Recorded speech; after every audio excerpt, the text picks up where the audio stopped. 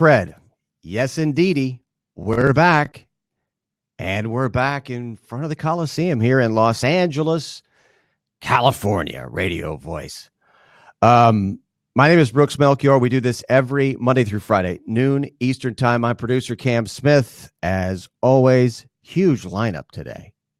We own the NFL today. Michelle Tafoya, Sunday Night Football. Tom Curran, NBC Sports Boston. And Chris Myers, Fox Sports. NFL action for you today. And some breaking news. Antonio Brown just apologized to Robert Kraft on Instagram. What happened to Twitter, Antonio? Gee, I wonder why he did it that way. People who are not on Instagram probably saying to themselves, if you're not on Instagram, wow, that's weird. No, it's not weird. Not weird at all. Everybody is on Instagram now. And Twitter, I don't know, man.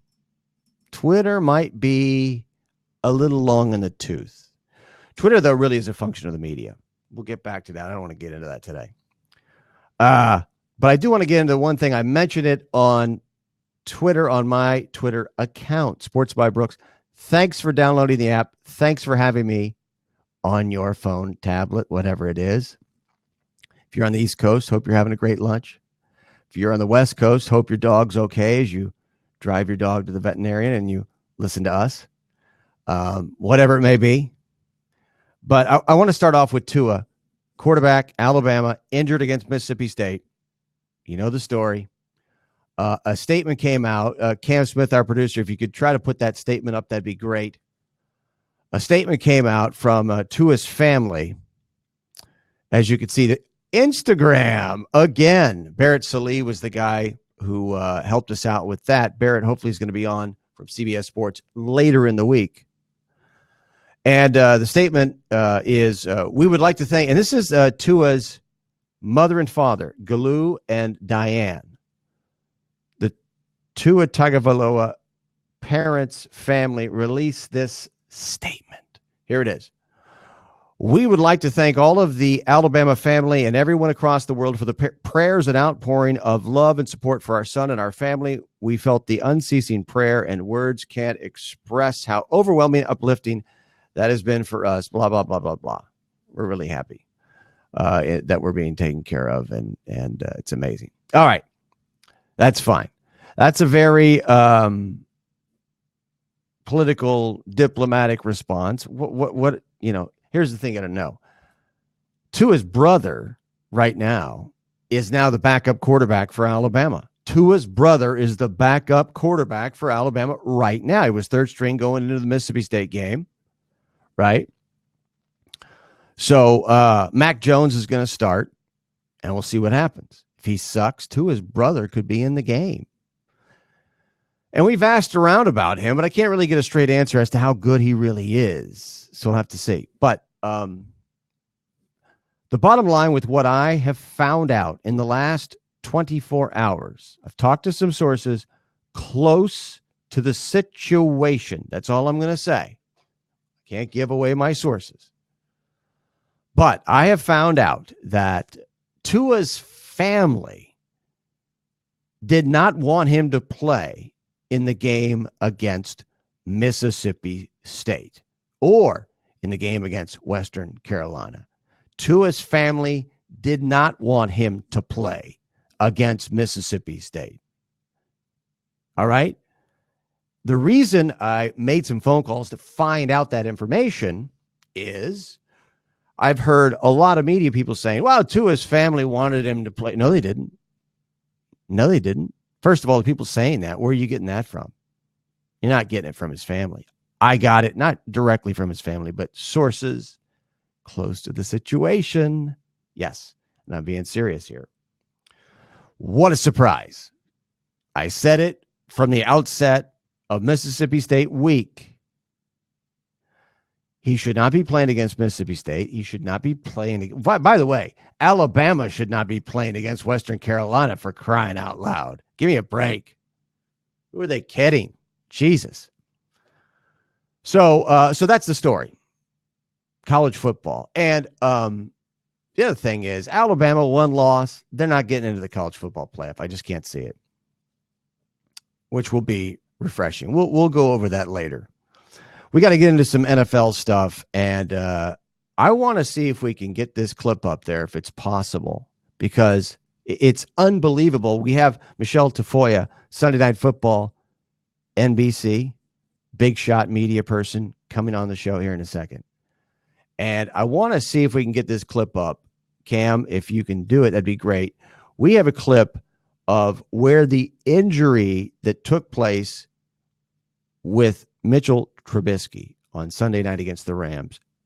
You know, we have the video where it reportedly took place, the play. It's very short. And let's see if we can run that, if it's possible. It's the Trubisky play in which he gets injured. Michael Brockers is a defensive end for the Rams.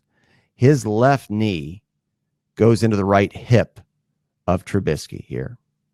And I don't know if we're going to be able to, yeah, there it is. Right there. We slowed it down for you here. All right.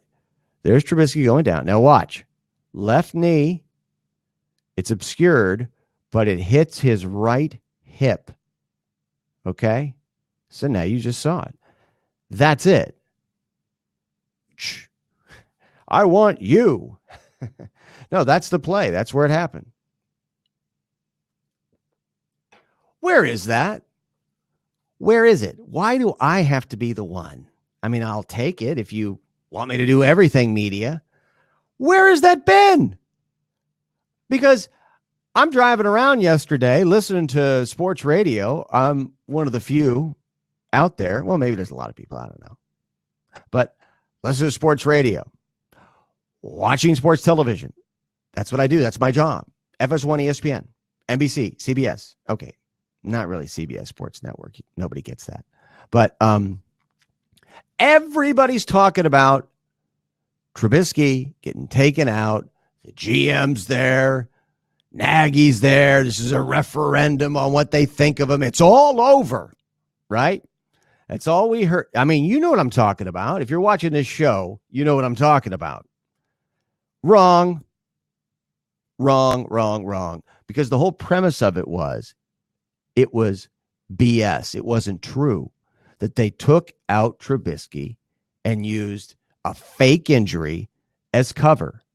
And after watching the film, tracking it actually down, we now know, I know, you might not think it's legitimate. You might say, wow, that's not a very good angle. We can't say, I don't care.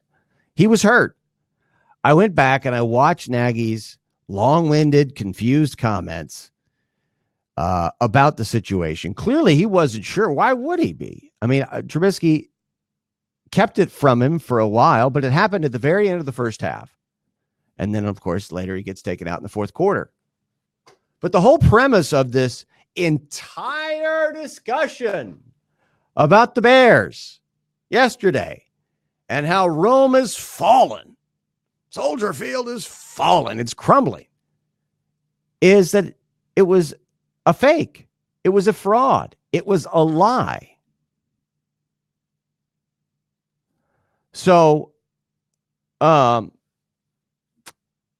that's an issue when the entire premise of the discussion is based on something that's not true or that's being left out, like the Colin Kaepernick situation. I'm not going to go down that road just yet. I want to focus a little bit more on what we're talking about. You and me, Trubisky right now. Listen, that's why we're here. We're here to bring you the actual footage of him getting hurt. You haven't seen it. He was hurt. That's why they took him out. It's legit. After the game, Trubisky said he was hurt, and he said he was injured at the end of the first half. Right? So that's where we are on the subject. Now, you can talk about it all you want. You can make all the evaluations you want of the situation, but the bottom line is he was injured. And that wipes away the entire discussion that took place yesterday. It just does. And it resets the entire situation. So my question is going to be, how is this going to continue? Is this going to linger? What is going to be the tact? What is going to be the approach of the media coming out of this? It's a great question. And we'll hope to address that coming up with Chris Myers of Fox Sports, with Tom Curran of NBC Sports Boston, and hopefully Michelle Tafoya of NBC and Sunday Night Baseball, football. So I also wanted to get to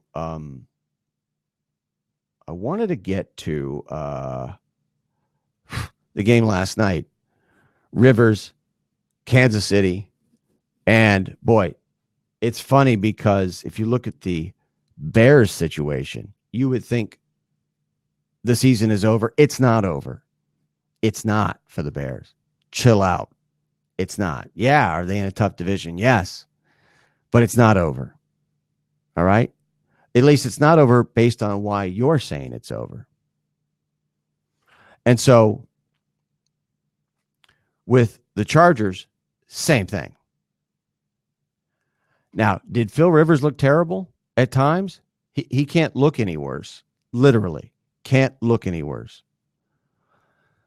And my big concern with him is he's just missing throws.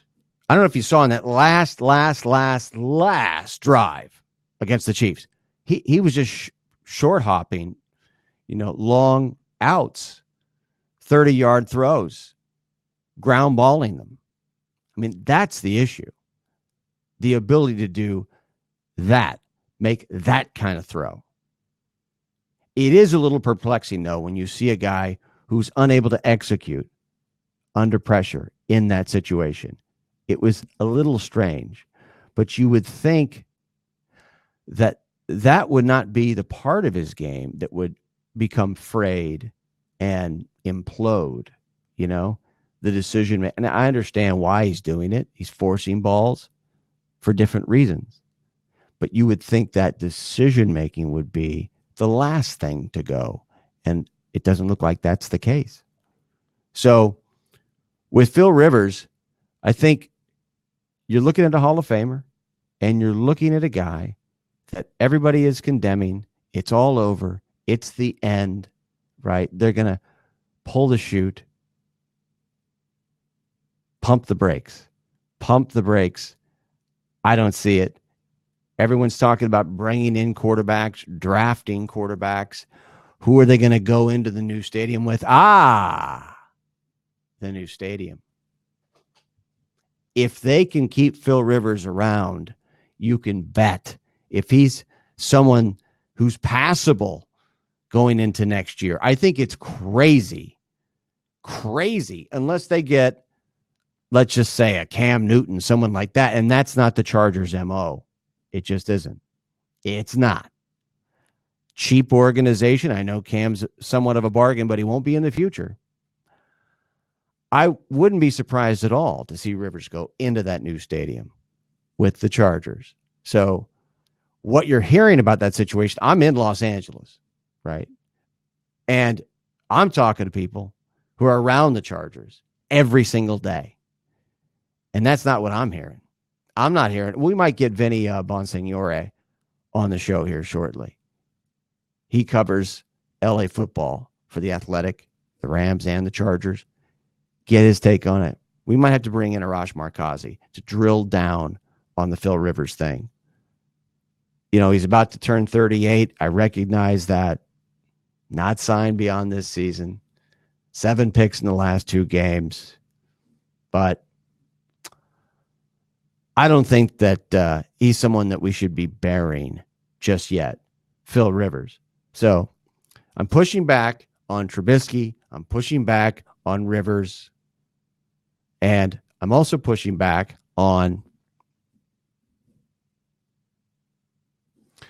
Wow, you are amazing. Cam Smith, our producer, just noted that Vinny Bonsignore just left to become the Raiders beat writer for the the Las Vegas Review-Journal. It was just announced, 36 hours ago. So congratulations to Vinny. We might have to get him on Talk Raiders now, right? Cam Smith, our producer, with that nugget. Nice correction on that. So when it comes to the situation involving the Chargers and the Bears and their quarterbacks, at least as it pertains to Trubisky, we've shown you, we've proven to you today already that the whole basis of the conversation, right, is phony. It is. I want to bring up one other point, and it relates big time to the NFL, what you're hearing people talk about all day, every day right now in the first 2 days of the week.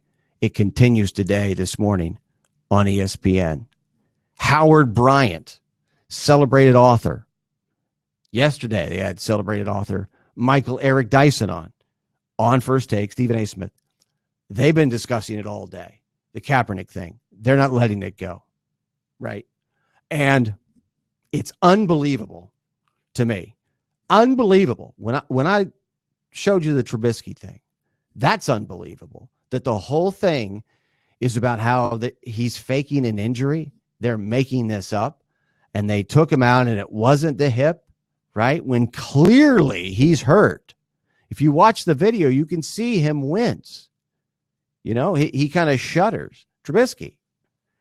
So we hear all of that discussion. It's baloney. Now, come to find out that Kaepernick goes to the workout on Saturday. It's bad enough with no notice, all the things that you guys know about by now.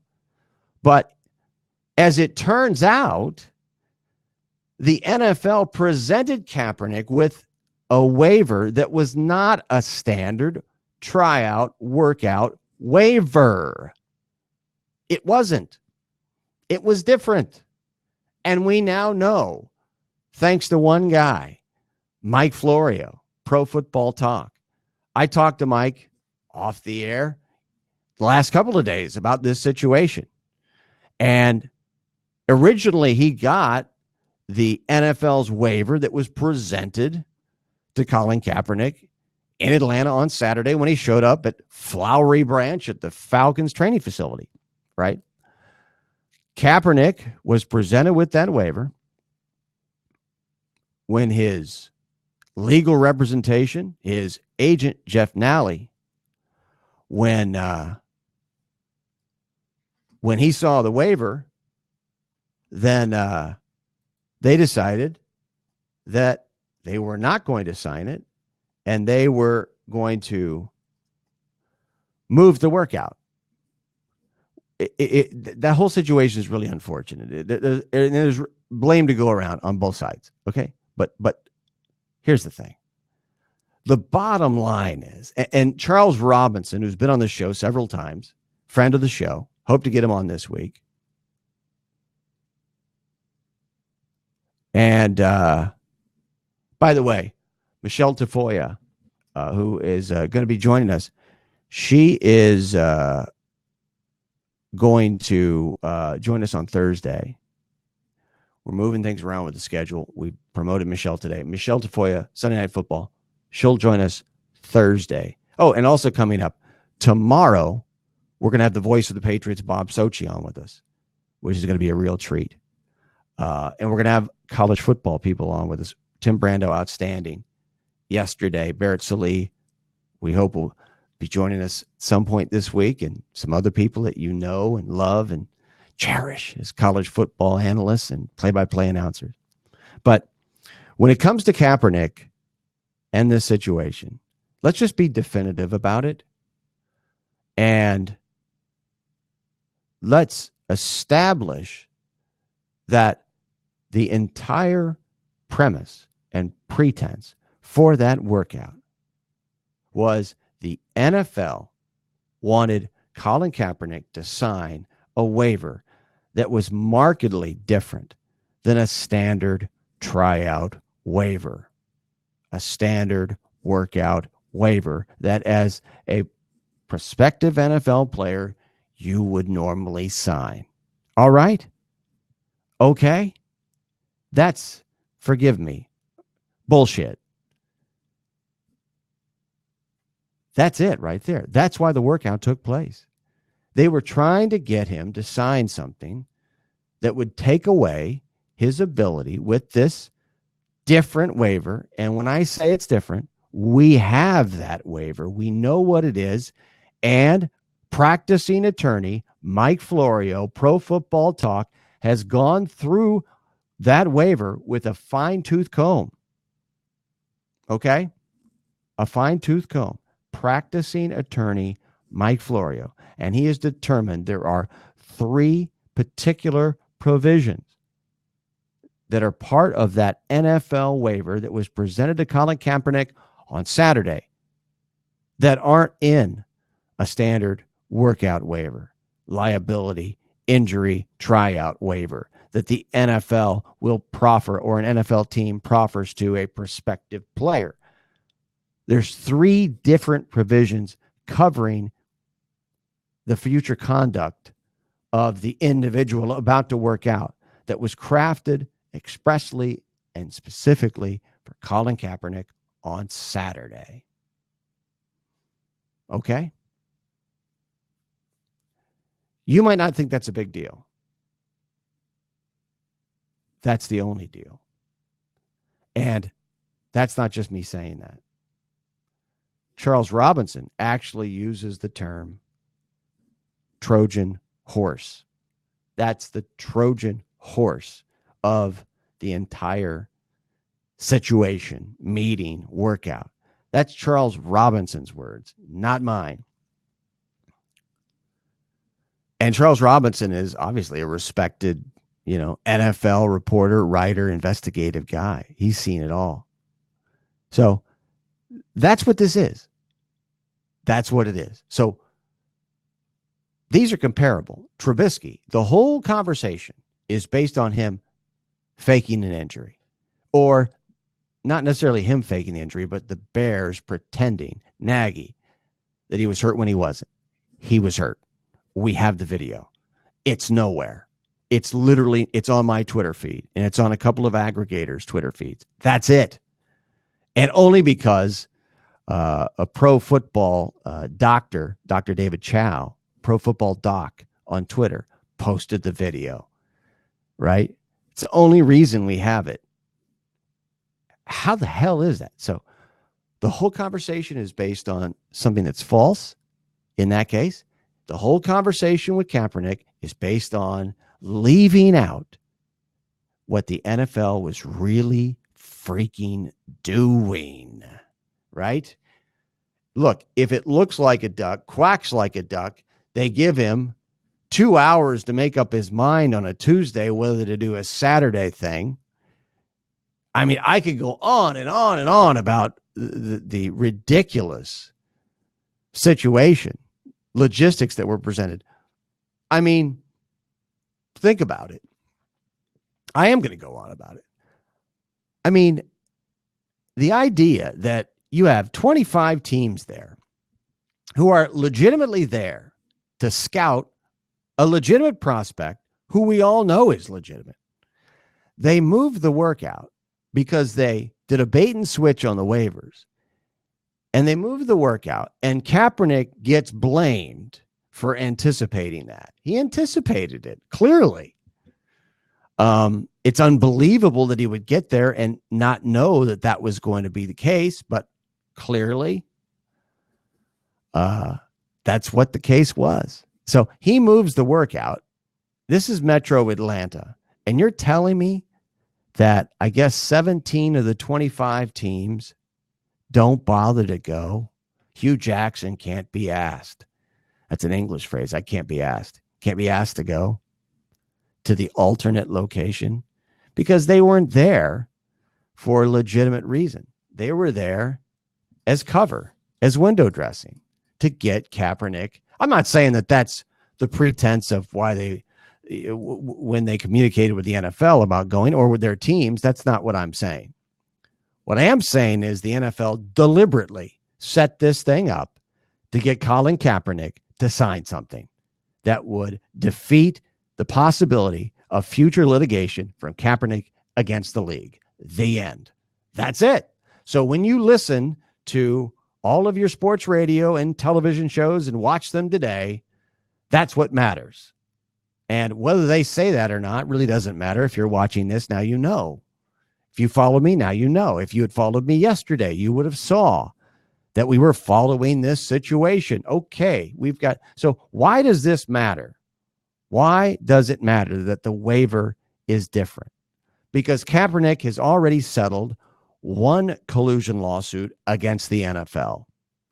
And the collusion has continued. It has continued to the extent that we have reports, specific reports, about NFL teams contacting the league office, inquiring about the services of Kaepernick. Right there. Those are multiple different outlets reporting that fact. All right? It's a fact. And so with that in mind, there is some sort of tacit collusion happening, and it has been orchestrated, perhaps by the commissioner, perhaps by individual owners, prominent executives, whoever it may be. It's happening, period. And it may involve some sort of arrangement with Donald Trump. I don't know. Maybe Trump gets a team. Maybe he gets consideration to get a team once he's out of the White House. Trump came out and said, oh, it's okay for you guys to sign him now if he's good enough, right? If he's good enough. So, but that's the whole issue, is future litigation. And that's what this was all about from the very beginning, this workout. And it really is embarrassing. So now you've got people like Stephen A. Smith, and it does matter. It does matter.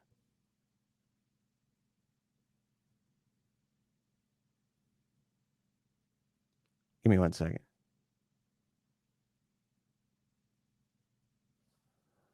Okay, I guess we're going to move some people around here.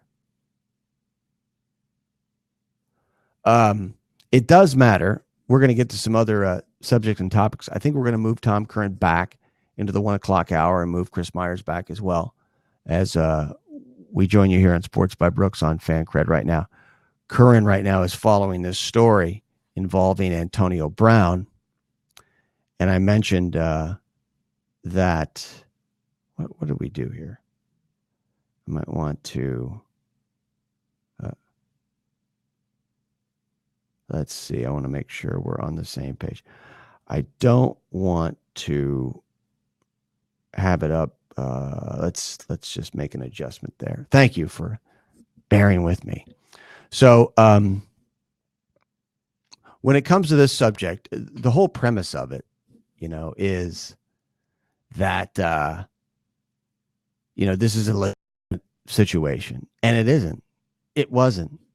And that's the start and the finish of the discussion. Anyone that you're going to talk to about this, anyone,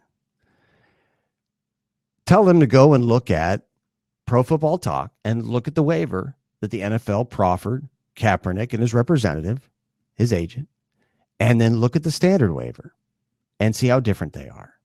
Why does Kaepernick have a different waiver? Because this was always about one thing and one thing only: killing his ability to sue the league in the future. That's it. That's it.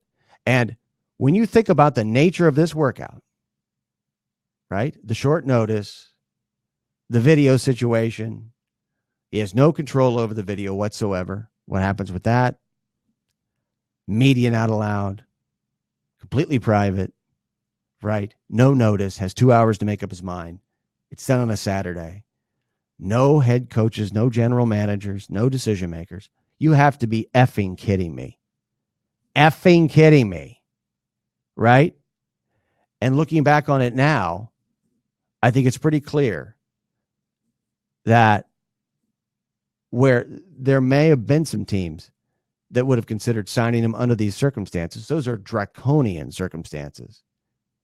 And I really believe, minus the waiver bait and switch, Kaepernick would have gone through with it. But I can't blame him now, knowing what we know. That's just, and the media is hand in glove with the situation. So, we're going to be talking to Tom Curran. He is covering a story that we mentioned from the outset of the show. Antonio Brown has apologized to Robert Kraft on Instagram. And let me see if I can pull that up. Let's see here. And actually, Zach Cox, of course, has been on this show before. And if you want to make a call or two, feel free, Cam Smith, our producer. Zach Cox of Nesson has put up the Instagram post from Antonio Brown. And it says, Mr. Kraft, I apologize sincerely to you and your organization. All I wanted to be was an asset to the organization. Sorry for the bad media and the drama. Thank you sincerely, AB. Wow. 1,600 comments on it so far. And so far, Patriots like Julian Edelman and 34,000 of his closest friends have liked the post. That is so far and counting. So right when we get on the air, we're going to have one of the number one Patriots insiders out there. Antonio Brown does this and blows the whole thing up. It's okay. Let's take a look here at what else is going on. Let's see. Now, if you're, by the way, this is really interesting to me. Does anybody out there think that AB did that on his own? Anyone? Really? Did it on his own and wrote that? Does anybody really believe that? I don't. No way in hell. Okay, so we know the people who are immediately around him are a disaster, which is why he's in this situation. So the people that are around him every day that are not in a situation to control his big picture stuff, right? Those people aren't around enough. He doesn't have anybody who is guiding him to make good decisions or not to do something that falls into good decisions, right? So if it's not somebody immediately around him because that just doesn't gel with his approach, where would that come from? One place, Drew Rosenhaus's agent. That's it. Drew Rosenhaus, his agent. He's the guy. He's the guy who's behind that. And clearly, Bill Belichick still wants Antonio Brown, and so does Tom Brady. Period. Right? They bent over backwards for AB when he came into camp, when he came into join the Patriots in their game plan against the Dolphins. They forced the ball in, forced it in. And that was foreshadowing for what would happen later with Josh Gordon, because that came at the expense of Josh Gordon. And really, as you think back to it now, they're forcing the ball into AB. They get him a touchdown. And so Robert Kraft is the guy who decides to pull the chute. And now AB is being directed to apologize to Robert Kraft. This is really, really weird. I really find it interesting, too, how he's not using Twitter for this. You know, I think that that's really important. Really important. And I'm going to actually, in real time, tweet this on Sports by Brooks. Why do you think that, let's put it in here, AB Antonio Brown. Why? So I'm typing in a tweet right now in Sports by Brooks. Antonio, why do you think that AB84 Antonio Brown released his apology to Robert Kraft, or made his apology? I think made his public apology to Robert Kraft via Instagram and not Twitter. Why do you think that AB84 Antonio Brown made his public apology to Robert Kraft via Instagram and not Twitter? Cam Smith, our producer. Cam, do you have any thoughts on that as to why Antonio Brown would do it on Instagram and not Twitter? Because all the kids are on Instagram, right? They actually are. I think it's an interesting question. So I'm going to throw it out there and see what people have to say about that situation. But I really think that plays into, and Cam Smith, our producer, doesn't know why, but I think I have a pretty good idea why. And I'm not saying that I'm right. I mean, this is happening in real time while we're on the air, and our guests are now covering the story. If you're tuning in, I mentioned Tom Curran at 12:45 Eastern time. He'll be joining us coming up hopefully later in the show, but he's on top of this story. And let me see here. Oh, there we go. And it turns out that he tweeted it as well. Now, clearly, the Instagram came first, which still I think is relevant. I don't know the timing of it, but let's see.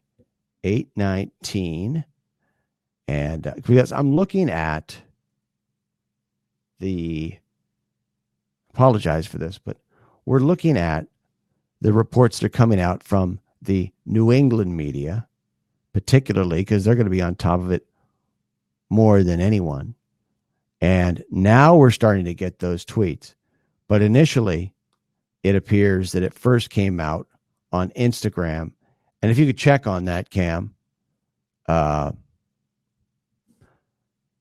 let's take a look at check out Cam and see if the tweet came after the Instagram and if that was a significant period of time. Because I have a theory about this.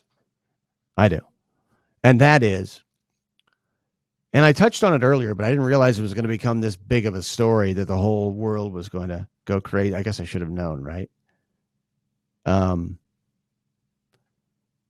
By the way, to get back to my earlier point, this is going to be fascinating. This is going to be really fascinating. And Cam, let me know what you find out on Instagram and Twitter in the comparison there. Because I'm wondering right now, is it possible that Bill Belichick put Drew Rosenhaus up to telling AB to do this and helped him write that tweet? What are the odds that Bill Belichick is behind this? Right?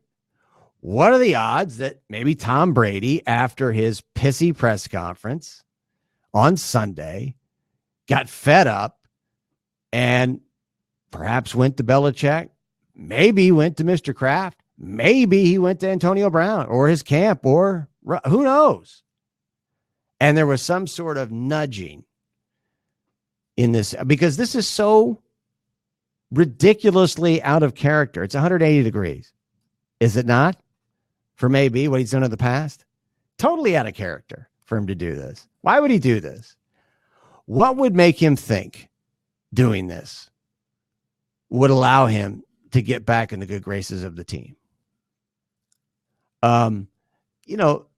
It's so ridiculous to think that you would do it on Instagram and not in private. And what that tells me is that it's a non-starter for Robert Kraft to do that in private.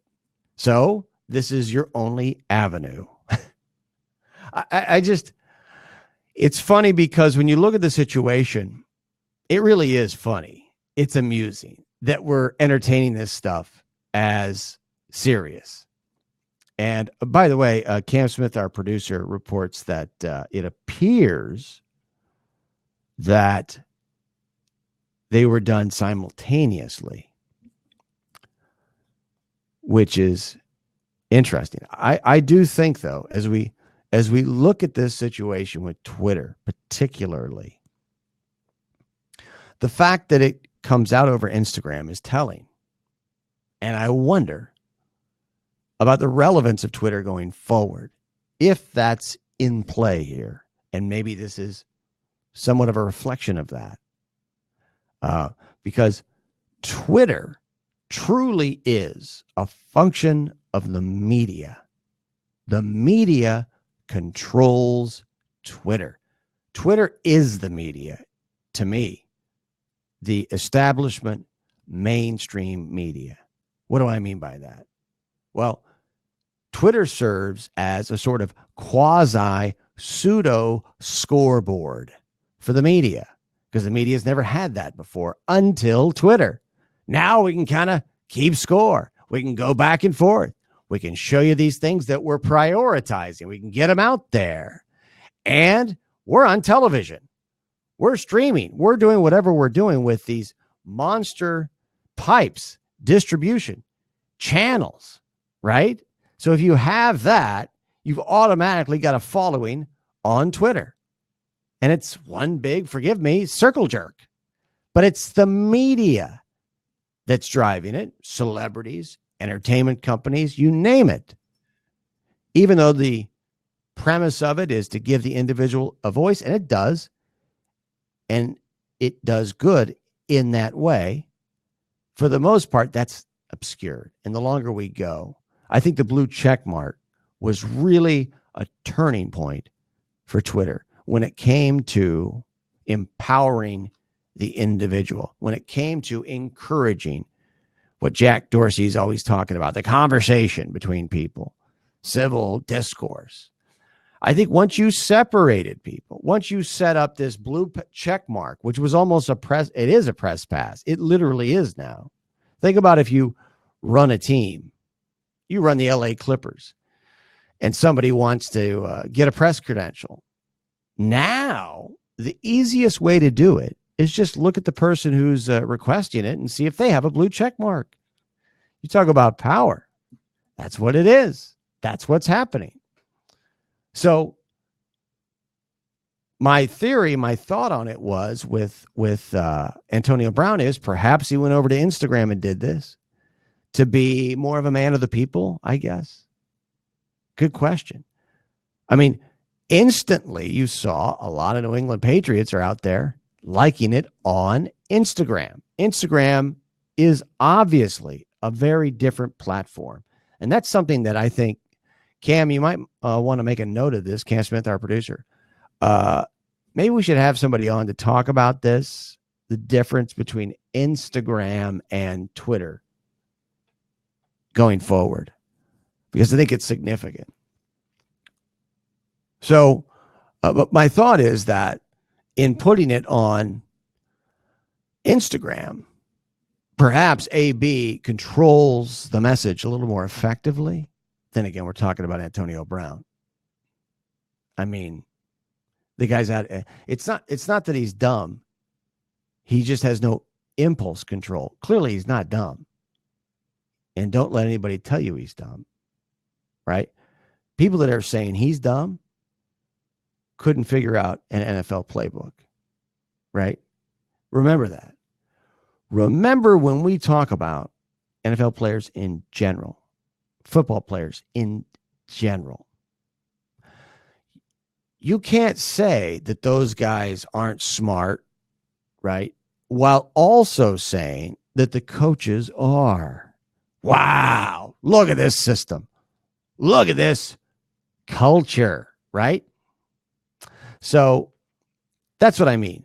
If you're in that environment and the Steelers and the end of his tenure there, right, notwithstanding, the Raiders, notwithstanding, to an extent, the Patriots, notwithstanding, because he couldn't control himself off the field in that situation.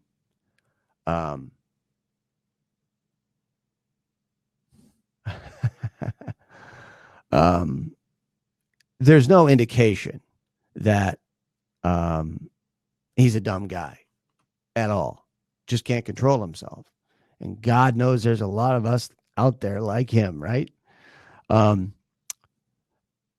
Cam, our producer, points out that when you look at the Instagram post and the tweet, interesting to note, and I'm going to make that point. Right? I'm going to make that point right now. AB84 with the semicolon. And then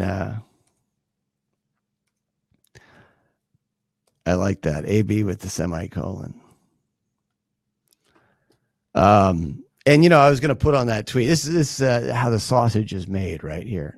But this is what this show is all about. It's about conversation. If you have any comments or questions, or you want to weigh in here on Sports by Brooks on Fancred, we certainly welcome it today, as we've got breaking news going on. But but in this situation, I don't know kind of how to approach it necessarily, because I want to say he clearly is not writing this thing. He did not tweet that out himself. No way he wrote that, right? Well, I mean, when you put in semicolon in the tweet, you're kind of implying that, right? But unfortunately, what you learn on Twitter is you really have to spell it out. And I'm looking at a couple of responses to my tweets, and people are liking the tweet and responding to it. So that's funny. But to me, I don't know about you, Cam, but our producer, Cam Smith, when I say AB with semicolon, am I not implying that Drew Rosenhaus wrote that tweet or dictated it, transcribed it, whatever it is? So thank you. Camp says, for sure I am. Well, maybe not for certain college football fans. Let's put it that way, right? Interesting. Yeah.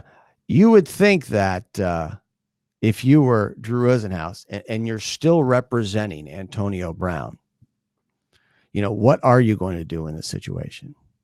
What are you going to do in this situation? We've heard about the Antonio Brown interviews, right, with the NFL. And I wanted to bring something up again that is fascinating to me, because it hasn't been mentioned. And this is in relation to perhaps why this drastic measure has been taken by Antonio Brown. I mean, is this not drastic? If this isn't, nothing is. A public appeal to Robert Kraft in 99.999% of circumstances, in a situation where it involves someone trying to get a job, this would never work. Never. It's always something that you would do privately. But I think in this particular case, you've got to look at it as this is Julian Edelman liking the Instagram post, right? That's the key to this. This is Bill Belichick making a public appeal, in my opinion. This is Tom Brady. If you saw his press conference, Mr. Frustration doesn't have anybody on that team that can stretch the field, throw downfield. Obviously, offensive line, big problem. Will Isaiah Wynn be the get-out-of-jail-free card on the offensive line, left tackle for the Patriots coming up? We'll find out, right? They got a big game coming up. It's going to be pretty interesting. But I don't know. I mean, you think about the response of Brady at that press conference after the game. And for the first time, I think, really, that I can remember, Pats fans might be in the process of kind of turning on him to a certain extent, saying, hey, buddy, what happened to the team player? The team has a great record. The defense has been unbelievable, has been historical, generational. And you're over here pissing and moaning in the corner, stomping and stamping your feet. That's exactly what he was doing, right? Now, all of a sudden, we have this from Antonio Brown. And we know how Tom Brady feels about Antonio Brown, right? So what I wanted to at least point out, though, when it comes to this sort of tactic by Brown, and I do think it's a tactic because I don't think he wrote the tweet.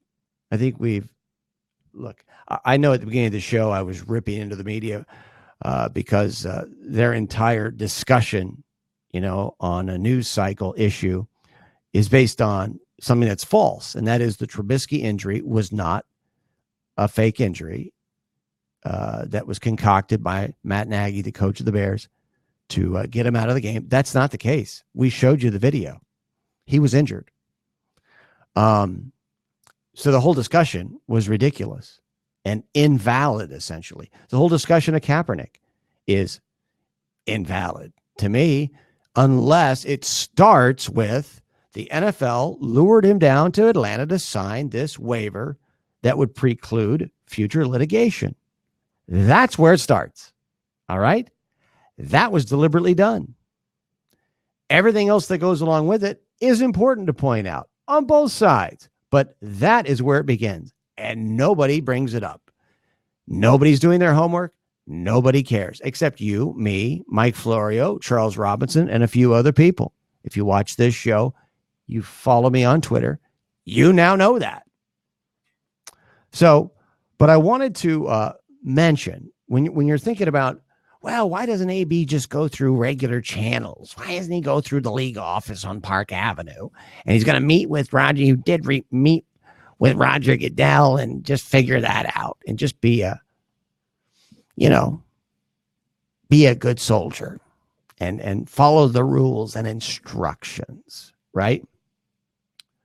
And so I recognize that what I'm going to do here in a second and what I'm doing right now, this is all total conjecture. This is all, just me with some guesswork. It is different than those other cases that I just cited, right? Because there's, in some ways, really no way to know with some of these situations what's really happening, what's behind something.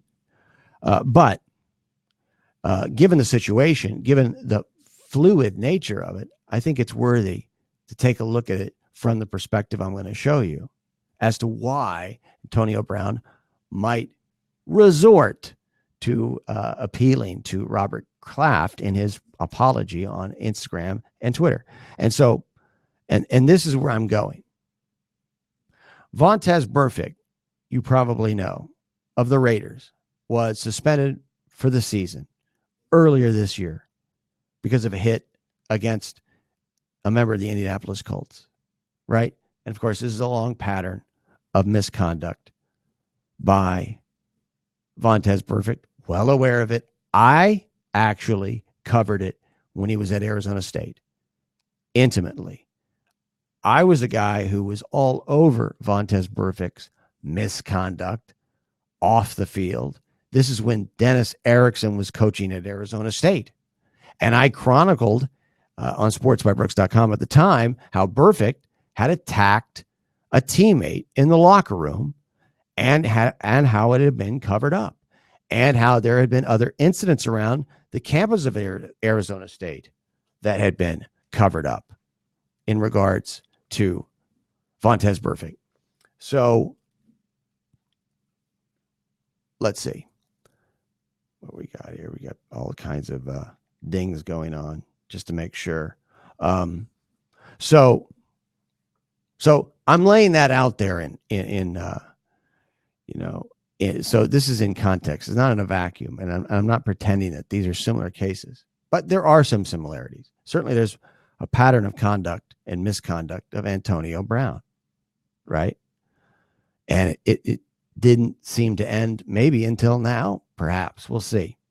But yeah, and Cam, you made a great point, Cam Smith, our producer, that maybe they took over his account. Maybe they locked AB out of his accounts, That would definitely be an improvement, in helping him get a job. That's for damn sure.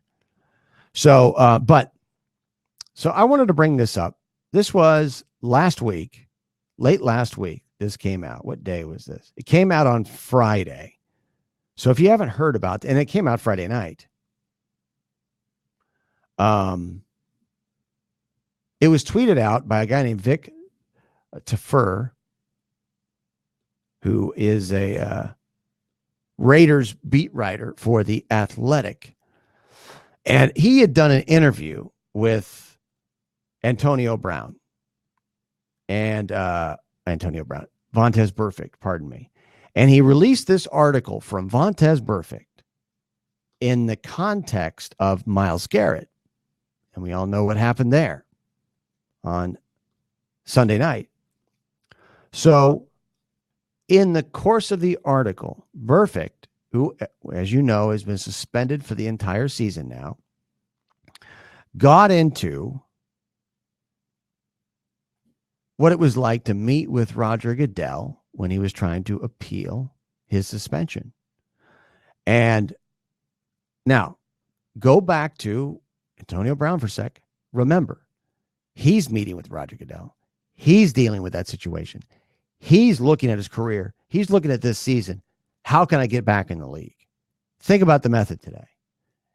When I describe to you how Vontaze Burfict, and I know, consider the source, but how Vontaze Burfict characterized his meeting with Roger Goodell when he was trying to, appeal the suspension, whatever that situation, manage it, and try to make the best out of what that situation was. And so here's the comment from Vontaze Burfict, talking about his experience with Roger Goodell.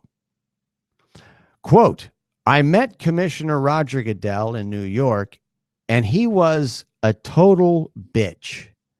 He was a bitch. He didn't let anybody speak. He rushed us in and out of the meeting. The meeting was bullshit. He already had the suspension in his hand. Burfict reportedly presented video of clean plays that he had made, plus dirty plays against him that weren't called and that he didn't retaliate to. Burfict then says in this quote, they didn't give an F about that S.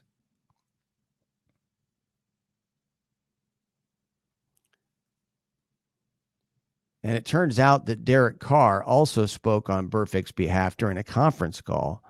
And Burfict says, that meant a lot to me, but the NFL doesn't give an F about that S either. Derek Carr, my guy, said his piece about how I was a captain and a great teammate and not a dirty player. And Derek Brooks, the NFLPA union appeals officer, almost cut him off.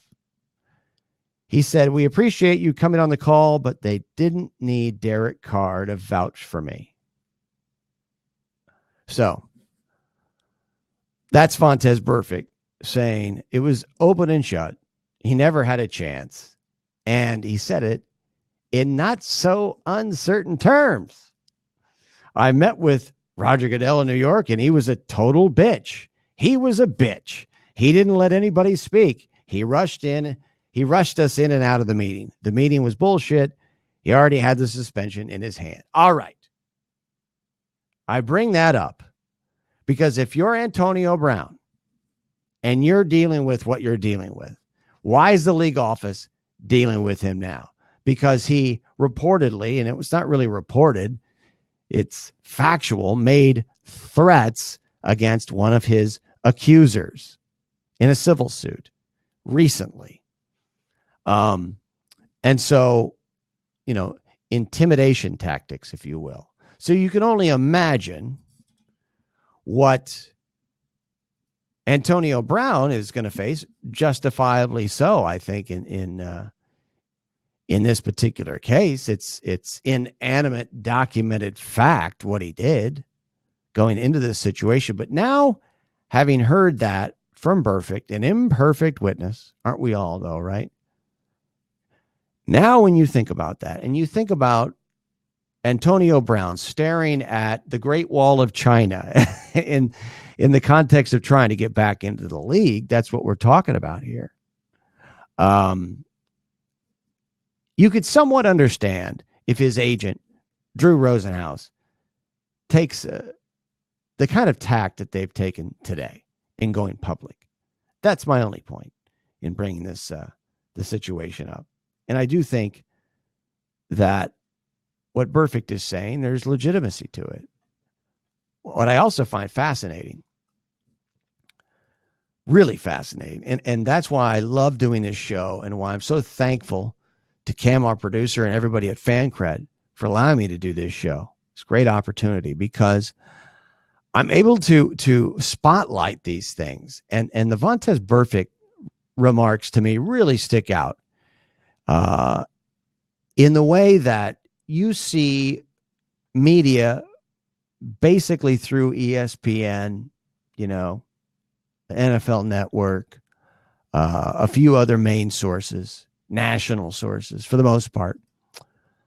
They distribute, they bless what we all talk about for the most part, the information that gets to most of us, not to me, because it's my job to go get to the source of the information that they're rooting around for, right? That's why I do what I do. That's why there's a marketplace for what I do. Thank God. That's why I'm able to make a living. But I don't have the fire hose that Adam Schefter has.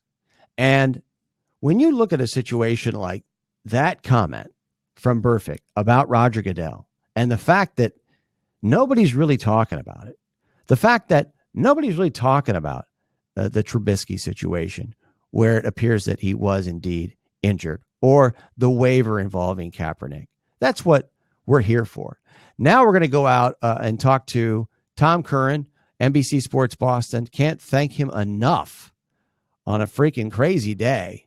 Unbelievable that we get a chance to visit with Tom based on what's going on. I think we had breaking news. I don't remember exactly what it was, but we had some sort of breaking news. Hey, Tommy, how's it going? What's up, buddy? I don't remember what it was, but I thought we had breaking news last time you were on. I don't remember. Something came down, but I'm the kiss of death. It might have been AB related or something like that. Is the lighting okay here? We can throw on the light. No, you got the, yeah, go. Well, you actually got the throw it on. There he is. There's Bo Curran. Say hi to Brooksy. Bo. Oh my God. Now, is Bo a Basset or a mix, or what is Bo? He's a Beagle. He's a Beagle. Oh, he's a Beagle. Oh my God. Dude, that is so awesome. Yeah, he's just hanging now.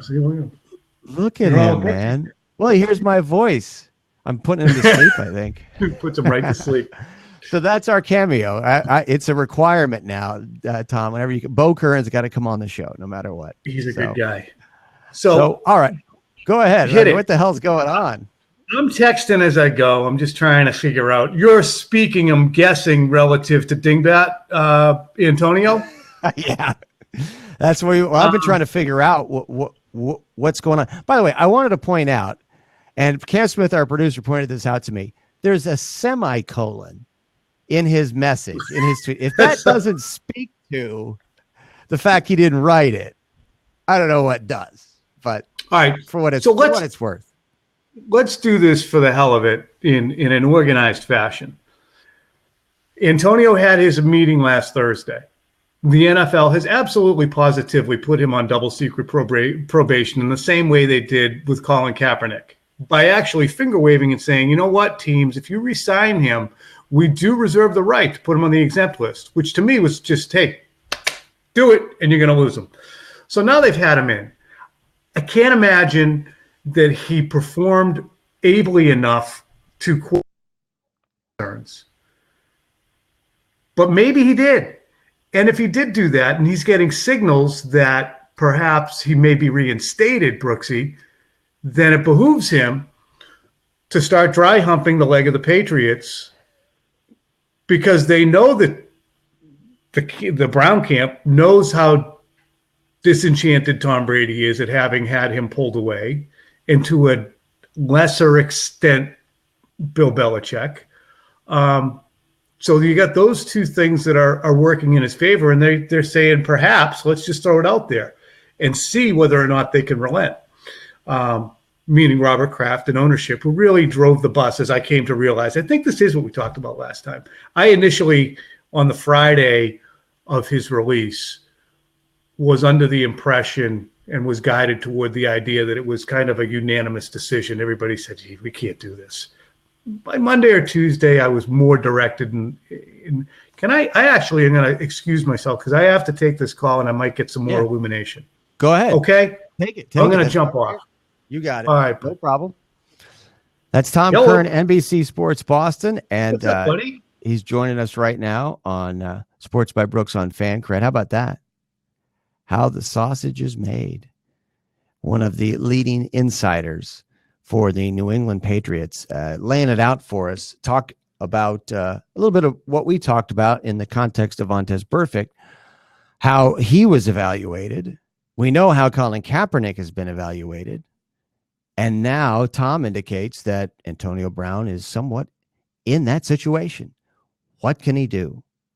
And so desperate times call for desperate measures. What I was going to ask Tom, if we get him back, and maybe we will, maybe we won't today. If not, we'll do it again coming up this week, certainly, or in the future. I was going to ask him, when you think about the commissioner's exempt list, and that's all but a threat, as he indicated, Tom did, what is the nature of the relationship between Robert Kraft, the owner of the Patriots, and the commissioner, the league office, right, as it pertains to something like that? Now, there's obviously not a whole lot of a way to know that and what that situation is and how it would play out. But is Robert Kraft the kind of guy who, and by the way, we are going to be visiting with Chris Myers coming up later on in the hour from Fox Sports. Just got a confirmation on that. Always good out here on the West Coast where we're in the morning still. It just makes you wonder that you've got the league office profoundly involved in this situation. It's a very, very delicate situation. And you have a combustible individual as part of it who is, causing it all to happen. And so you put yourself in the position of Robert Kraft and you see something like this and you know about what's happened in the past between Goodell and Kraft and the Patriots. God knows there's been a lot of things that have gone on there. There's a lot of water already under the bridge.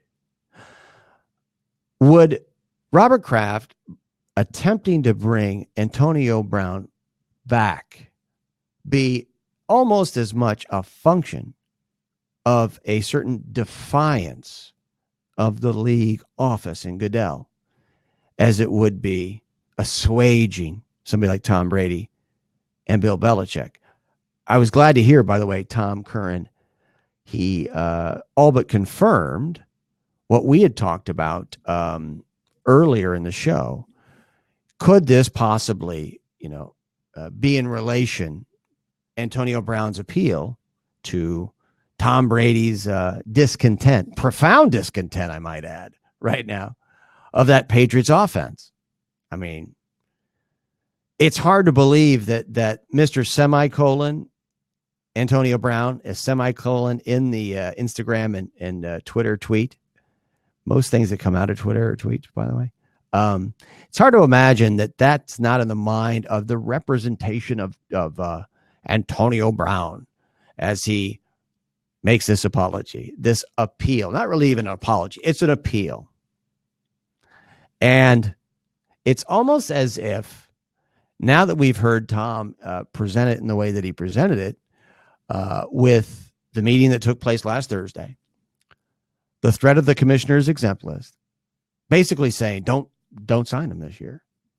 And you're going to have to wait for our blessing, right? And of course, that blessing is going to come publicly because it will be leaked to the Adam Schefters of the world. God bless him. Ian Rappaport's the best of the business. We'll know. Or maybe if it's not leaked, that exemption is not coming off anytime soon, indefinitely. It also, I think, speaks to the Kaepernick situation and hollows out the denials of Roger Goodell in his claim that, wow, teams don't have to consult us. It's up to them. BS. We know that for a fact. That came out. That was leaked. Remember? One of the reasons we're doing this workout is the teams were appealing to the commissioner to sign or at least inquire about Colin Kaepernick. What? Wait a minute. You just told us that you've given your blessing, that teams are free. You're a liar if you're Roger Goodell. That's just not true. You can't take anything at face value. Thank God we do have leaks. Now we know. But clearly, that's to me what's most fascinating about this situation. Tom Brady, to me now, as a non-New England Patriots fan, has really become an interesting guy. Because for the very first time that I can remember, he's not a good soldier. He isn't. They're having a great season. And he's complaining. And you can't necessarily blame him. But let me say this. If this was a vacuum, if he had not taken less money for a long time, if he had not taken a back seat in the weapons that have been prioritized on that Patriots roster, right? Being on the offensive side of the ball. If he had not taken a back seat there, if he had year in and year out some transcendent offensive players to assist him, right? There's no way he'd be doing that. He's doing it because it's a cumulative effect. That is the result. The cause is, this underlying thing that has gone on a long time with him to a certain extent. And you can't argue with success, but I just go back to the Netflix thing, and I think there is no freaking way, that Tom Brady didn't recognize what his appearance. I mean, I'm pausing for effect here. I mean, you got to be kidding me. Honest to God, you have to be kidding me when you're talking about that Netflix thing. And you want me to believe now that I hear him on Sunday, Brady complaining, right? I mean, there's just no way Brady did that thing, saw how it was going to come out. And you're telling me his representation, it's coming up on Netflix and blah, blah, blah, blah, blah, blah. You're telling me that someone like him, as detail-oriented and fastidious as he is,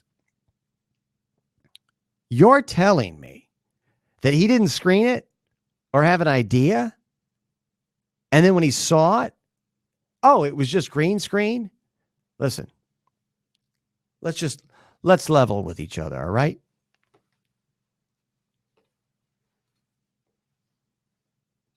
We need to level with each other, guys,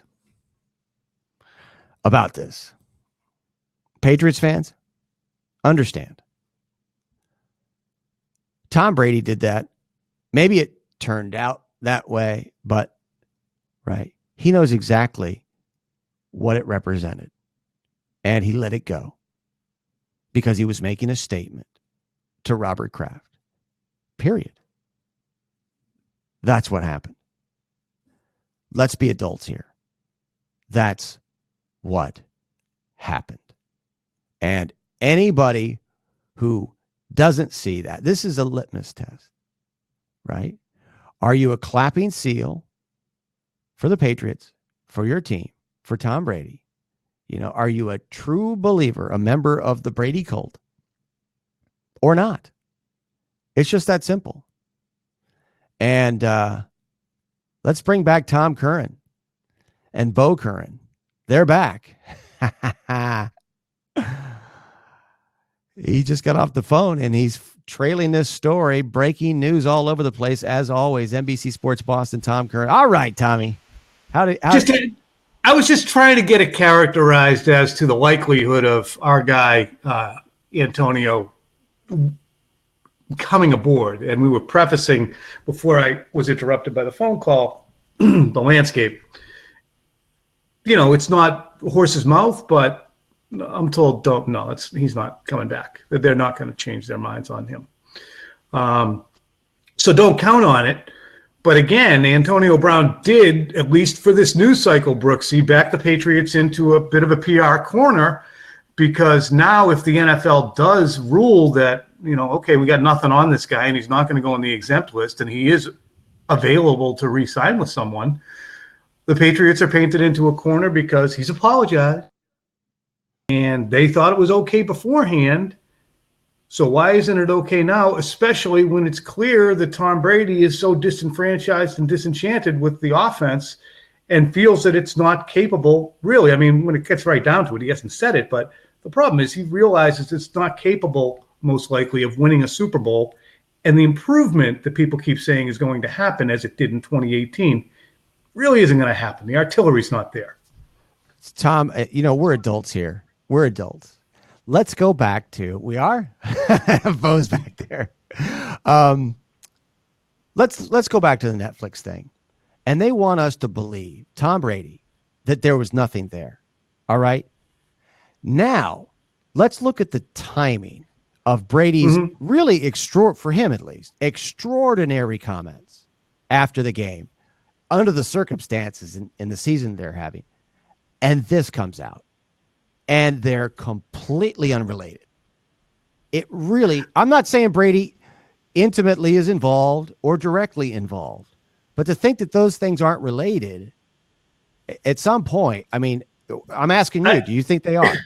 Sure. No, I don't think I do take him at face value in his comments about the Netflix thing. Okay. He didn't know how it was going to look.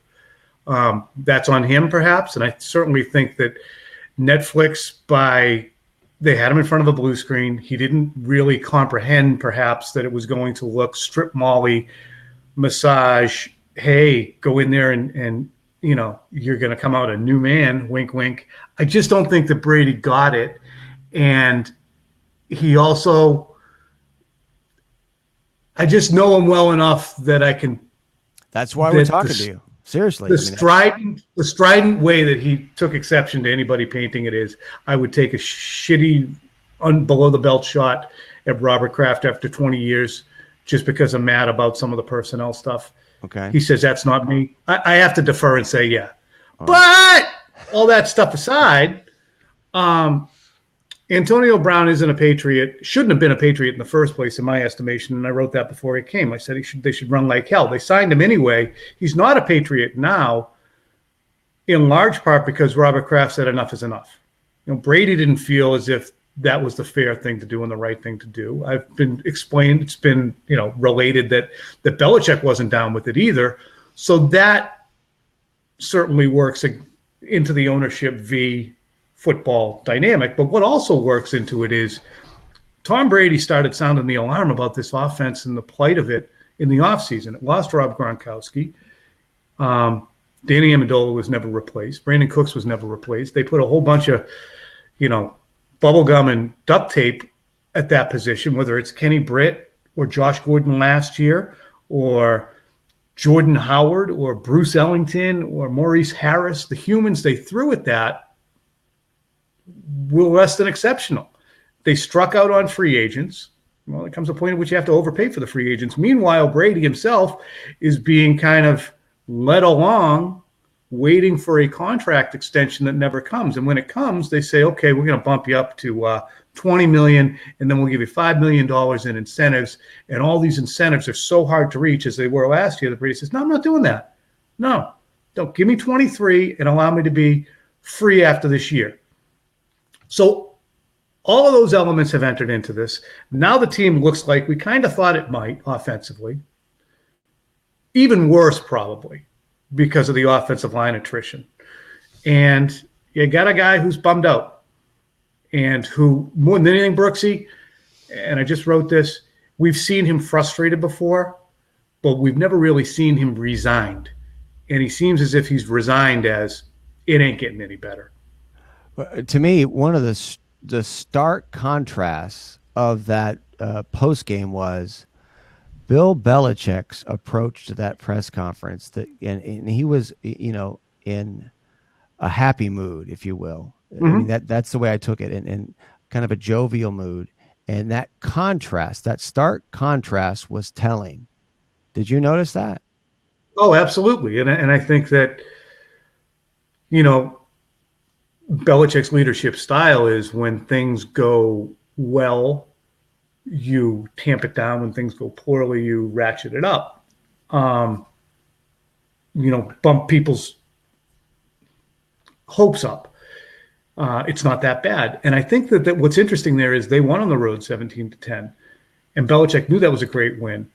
But he also knew how disconsolate Brady was. He went, Mike Giardi from NFL Network reported that Belichick specifically called to Brady after the game when they were leaving the field, said, Tom, great job. You did a great job. And it's as if, look, I know my guy here is starting to lose his mind about how shitty it looks. Can I say shitty? This is a podcast, right? Yeah, of course. Okay. My guy's losing his mind. And I can't lose him because he's all I have on offense. So even though he and I might have our differences, I got to buck him up and tell him he's doing the right thing.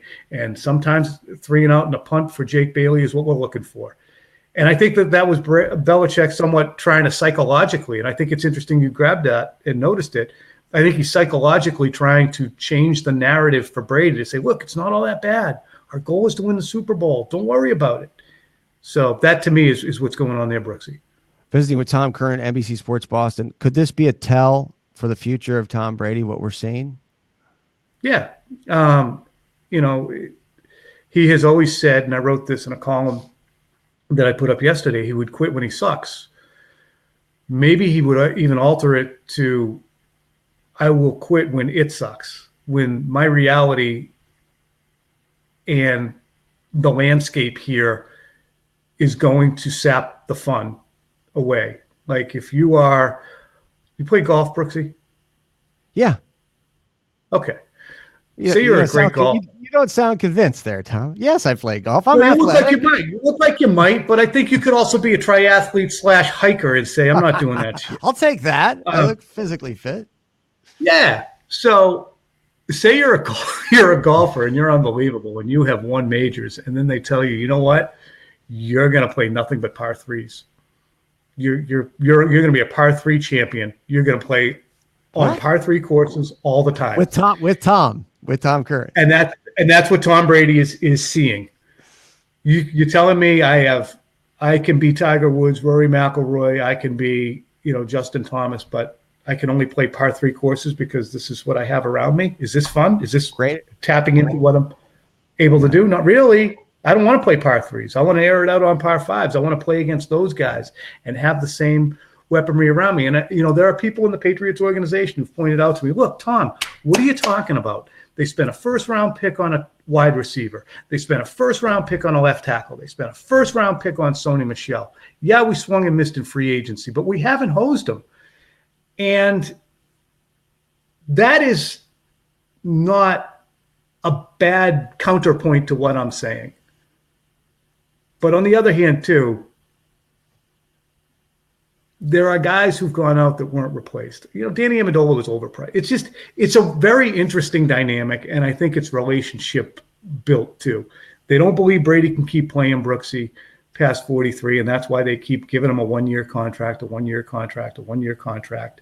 They wore his ass down in 2017, and Gronkowski's as well, because of their differing opinions on training and also the amount of off-field stuff Brady did after that Super Bowl win. They're back in a good place now. But I think at 42, and Brady's 20 years older than some of his teammates, there is a real threat, if nothing changes over the next December, January, February, March, 4 months, that Tom Brady's mood might put him in a position where he's like, I don't know if I want to do this anymore. Do you think that Brady's response, that foreboding, might have something to do with the Baltimore game, and that maybe he sees something coming that, in a big picture sense, saying, this isn't just about me, guys. I'm really worried about the whole picture, and we saw a glimpse of it in the Ravens game, and we may see it again here soon. Is that possible? No, disagree with you on that. I think that the Ravens game actually probably sparked some enthusiasm for Brady, just in the things that they were doing offensively. And he can't ride the roller coaster, and he said that a million times. I meant defensively. I meant in a general sense, in terms of the overall, how the team is going to fare in the future. I think that was an aberration. I really do. And I think that most of the people within the organization think that the Baltimore game was a bit of an aberration. Not that they're not good, not that Lamar Jackson's not excellent, but it wasn't like they were wiped off the field because they didn't have the talent to do it. They just executed poorly.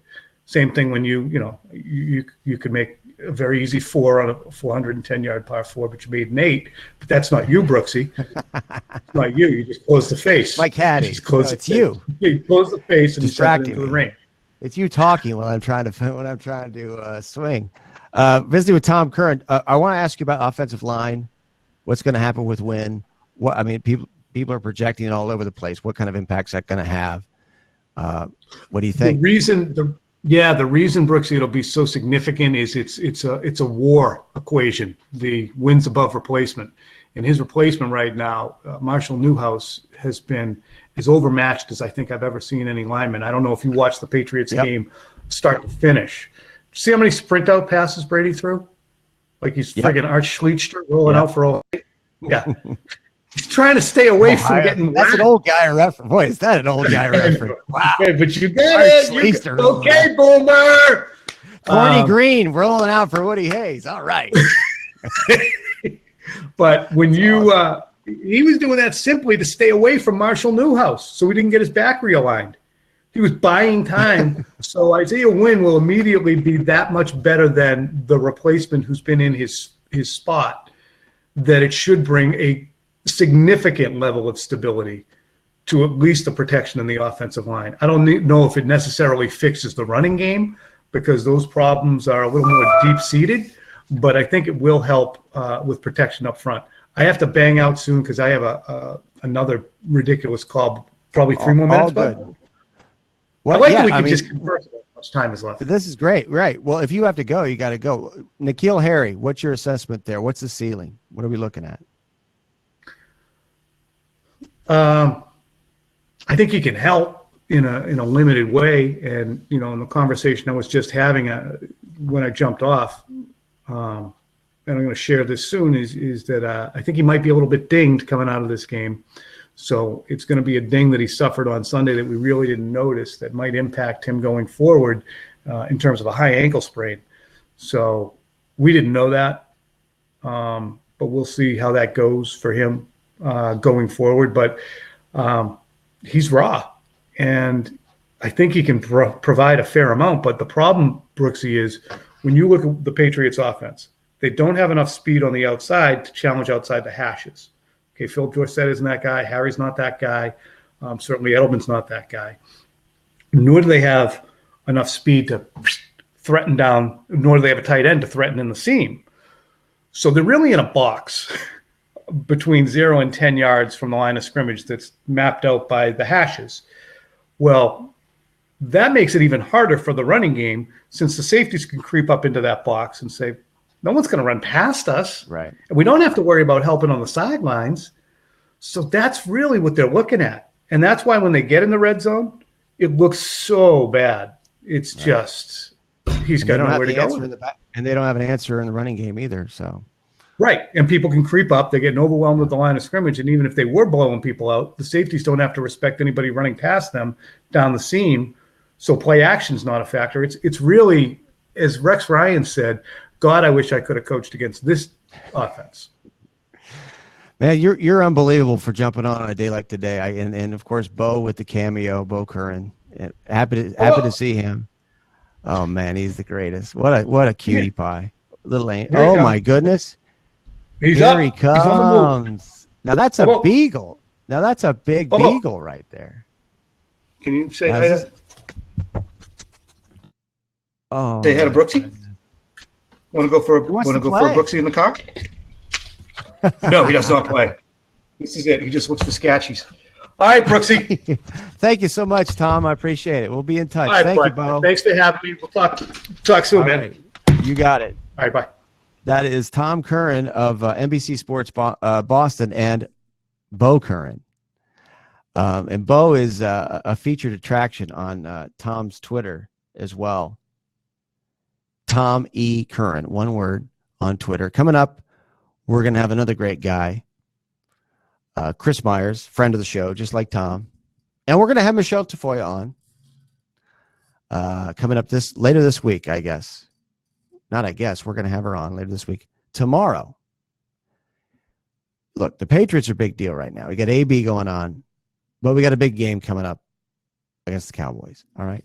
Big one. So we're going to have Bob Sochi on, the voice of the Patriots. We're going to be wall to wall. We're also going to have some more folks from Boston coming up here on Sports by Brooks on Fancred, because right now, I mean, that's the top of the NFL. And speaking of the top of the NFL, you got the 49ers. Chris Myers did the 49ers game on Sunday. And so we're going to get the scoop from him on what's going on. But he's just another great guy. See, to me, that's what Fancred is all about, what you just saw with Tom Curran. I mean, literally, we had a story breaking. Tom took a call. So he went over here. It's like you're in the room with somebody. Hey, can I take a call? Go in the next room, whatever it is, right? Or Brooks, get out. You go and wait, whatever it is. And then comes back, continues the conversation. Got a beautiful dog there. That's what this is, man. Conversation with fans, interactivity. And you can interact with me via the fan line. Just click the fan line logo on the screen. But think about it, dude. If you're a Pats fan or you're an NFL fan, fantasy, gambling, whatever it is, dude, right here.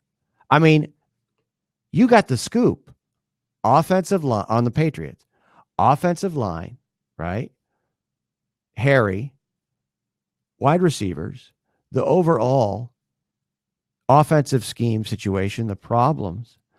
To me, what I'm really interested in is the nature of the relationship between Belichick and Brady. Where's that at? Tom gave it to us after the game. Belichick seeks Brady out. This is not a disconnected situation. It can't be. You can't have success the way the Patriots have had and have a disconnected situation. I mean, when you look at the way people assess, let's just say New England, and God knows I'm not a big Patriots fan, but let's face it, they are the team to talk about. They're the team to watch right now, pay attention to. And Brady is a fascinating psychological study. Also interested to hear Tom say that about Netflix and how I was wrong. And I will see, obviously he's there and he's covered the team for 100 years. He knows these guys as well as anybody walking around the face of the earth who's not on the team. Tom Curran. So you've got to say, hey, I'm not there. The guy knows what he's talking about. And so maybe Brady, I really think in the case of Netflix, that situation, Brady's just a true believer, and what looks like one thing for all of us. Well, we're not Tom Brady. We don't have the Super Bowl rings. We don't have what he has. And there's a reason for that. You have to have a certain mindset. But what I was going to say about the Patriots is when you hear people assess that team compared to the Bears or the Rams or the Niners or whoever it is, right?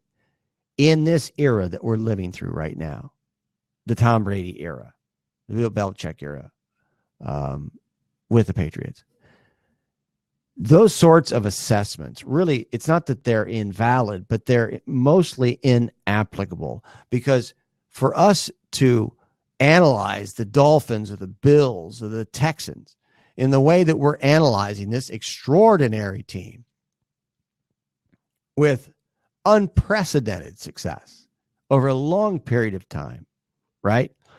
In the way we would assess the relationship between Matt Nagy and Trubisky. I mean, they're not in the same ballpark. And most importantly, everything that you do when you're assessing a team like the Patriots has to be done from the perspective of winning and their track record. So what I was going to say about Brady was, we saw the petulant child in Brady, and that's different from him. He's not normally like that, the confident, self-assured. And we got a glimpse of why Marshall Newhouse. Basically, Brady's playing with one arm tied behind his back, or playing par 3 courses instead of, a full 18 holes of par 72 golf, right? That was a great analogy by Tom.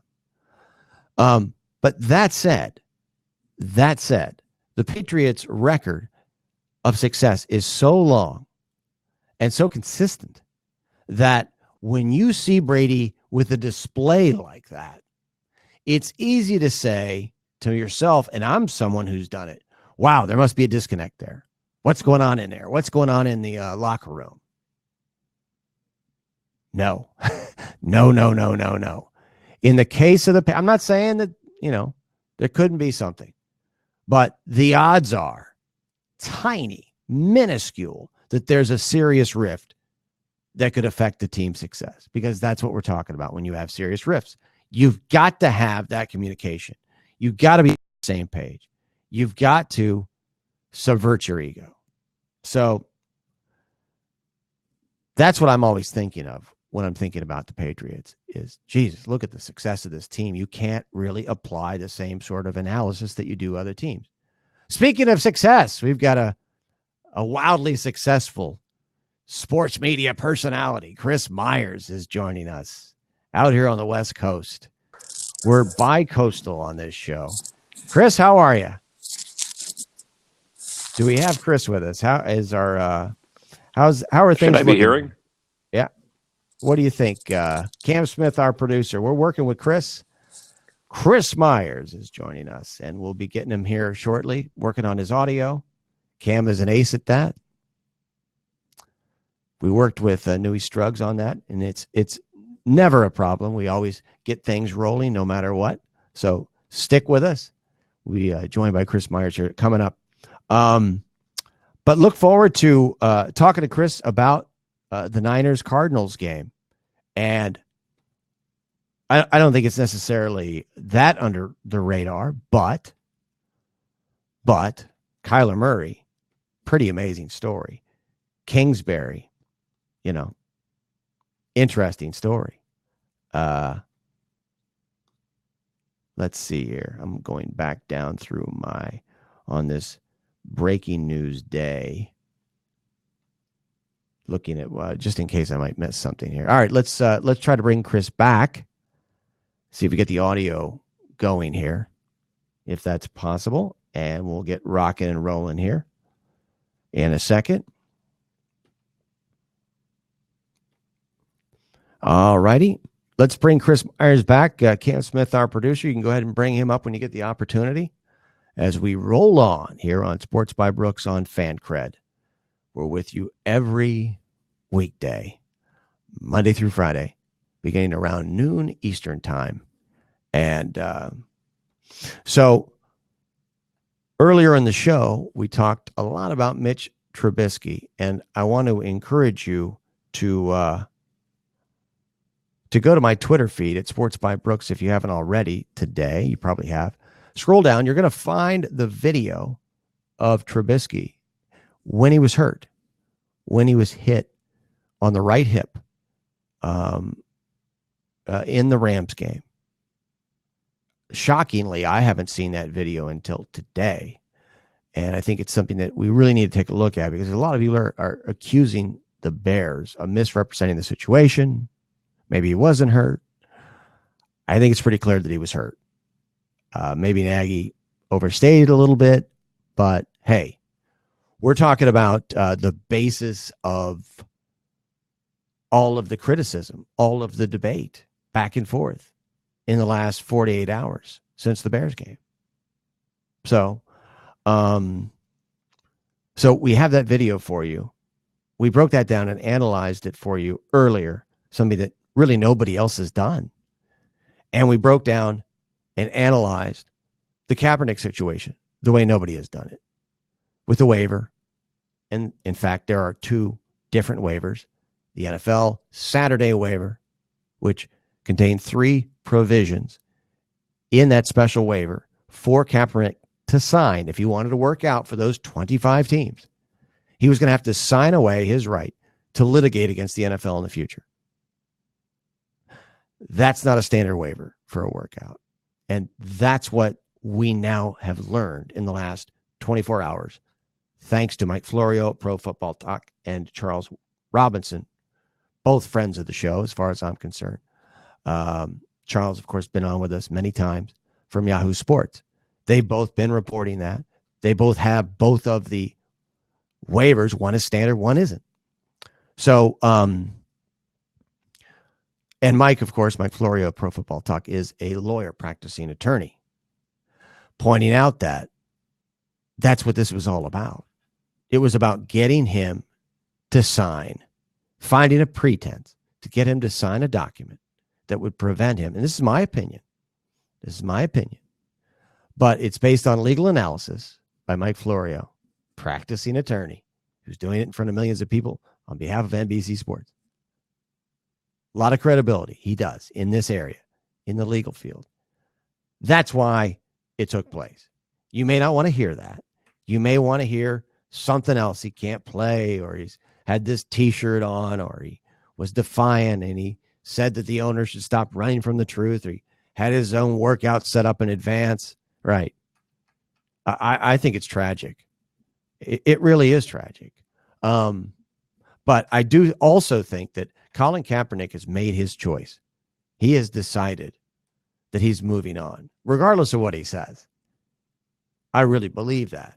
And I think, I mean, listen, does he really think that doing an alternate workout and saying that the owners should stop being scared, which he told the scouts, does he really think that's going to work and help him get a job in the context of what's happened over the last 3 years? I highly doubt it. Highly. So we're going to bring Chris Myers back on Sports by Brooks on Fancred, and we'll get the West Coast perspective of things. Hey, Chris, how are you? Hi. Sorry, technology there. Sorry. No, that's all right. Sorry.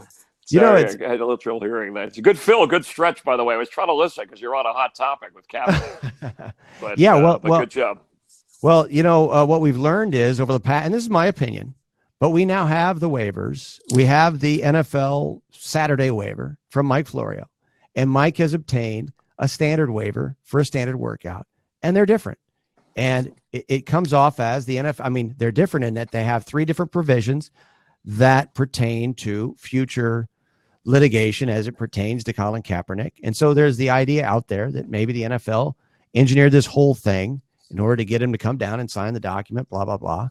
You know, and I think that is a reasonable summation, especially when you're talking about Mike Florio, who is a longtime practicing attorney. And so what are your thoughts, though, regardless of that? Well, what are your thoughts on the situation? I'm over.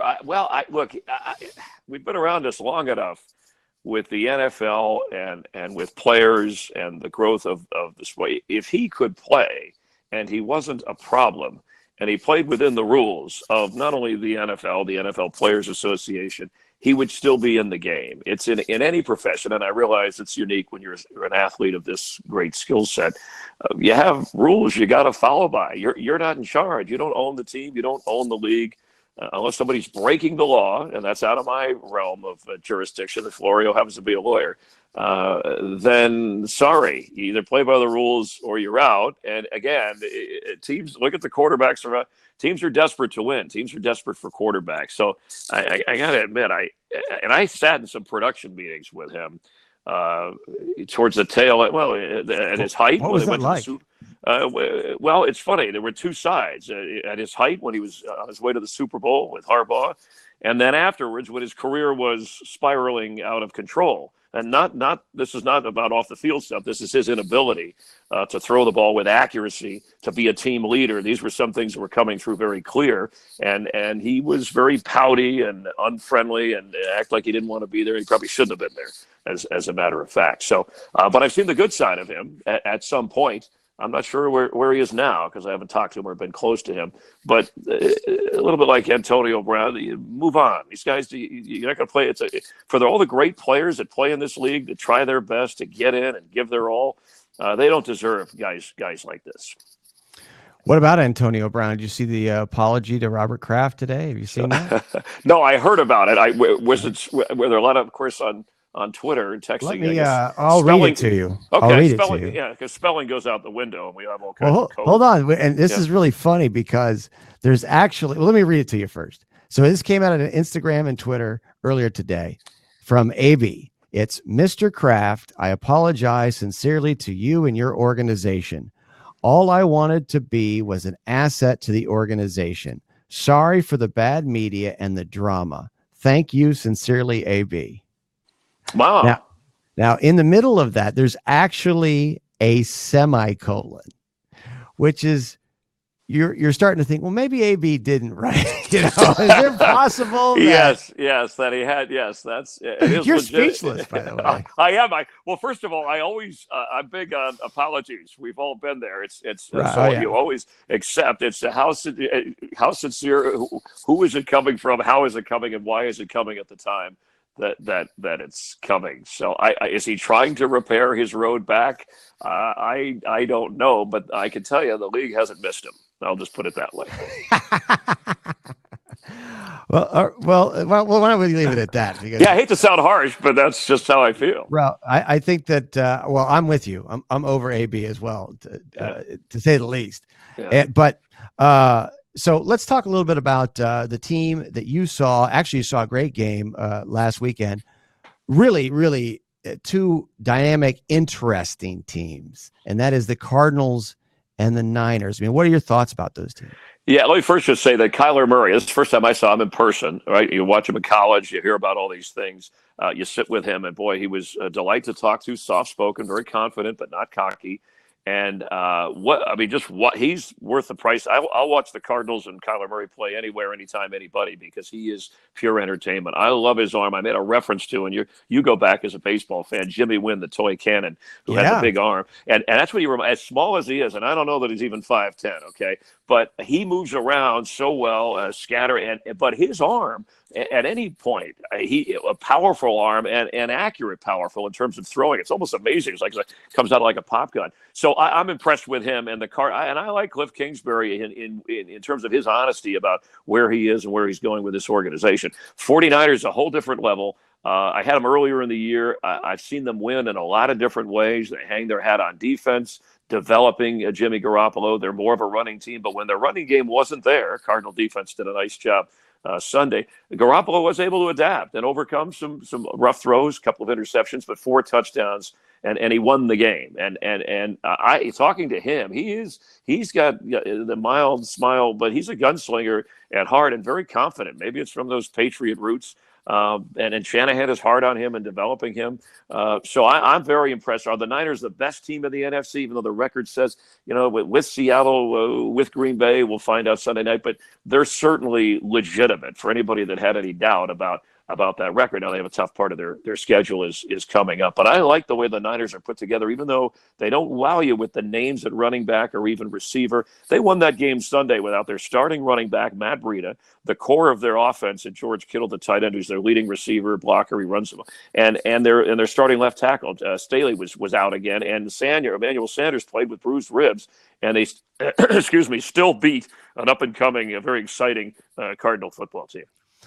Visiting with Chris Myers of Fox Sports. And what about, and you talk about production meetings, and I know you have some interactions with these guys. I don't know the extent of this situation last weekend. I know it was your first game, I think you said, with the Kyler Murray Cardinals. Yes. What about Cliff Kingsbury? Your assessment, please. Well, he was honest about, he said that I wondered how professional players would take a guy like me being coming in as a college head coach who had a losing record, kind of.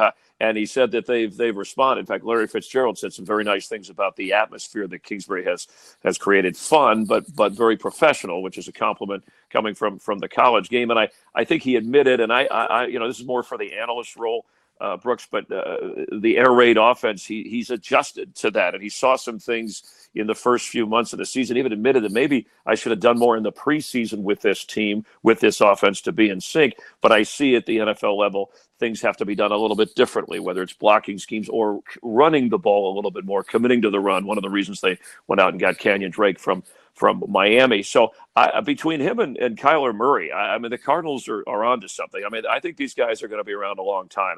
How successful they are, I mean, they're going to win games. They're going to be fun to watch, whether they're championship games or not. They'll need some help in other areas. But yes, for my first impression at the NFL level with Kingsbury, the Cardinals are fine with him. The organization is in good shape. Okay, this is unbelievable. Yesterday, Phil Rivers. I mean, there's really no word. I don't know what to say. I mean, help me with this. Give me some Phil Rivers here. Well, it's sad, but in a way, Brooks, it's typical of his entire career. And I'm not blaming him, but there's a reason he hadn't played in a Super Bowl. You just can't, as good as you are, and he's a Hall of Famer. He's got the numbers, the arm, he's got the attitude. And Brett Favre, you can be that.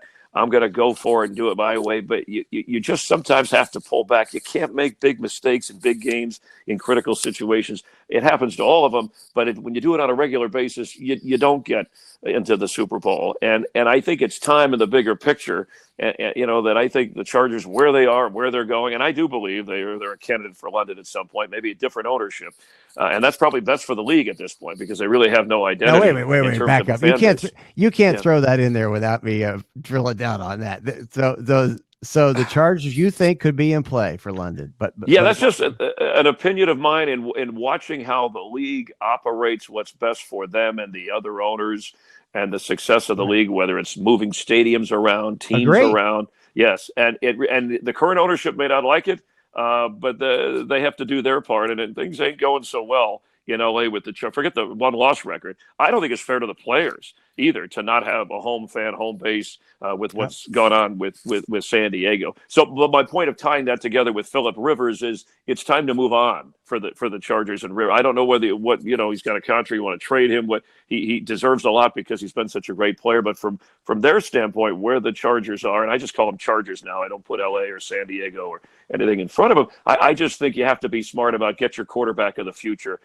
We have a lot of young ones developing now. There are players out there. You need to think about that no matter where this team is going. And that was frustrating last night because I think the Chargers have more talent now. In fairness, all their losses have been by 7 points or less. So they're all 1-score games. So you're in the games, but that tells me, so you've got the ability to win those games. There's something, whether it's the quarterback, the head coach, the details, that's too lopsided that you aren't winning some of those games. The league is close that way anyway. And that's where I think it comes down on Anthony Lynn and Philip Rivers. And it did last night. Busy with Chris Myers, Fox Sports. Going to let you go here in a moment, Chris, but I have to ask you about your Los Angeles Rams. Where are you on the Rams? Well, go ahead. You're not going to pile on about your Jared Goff comment, which right now you're winning this year's battle. Okay, I won last year.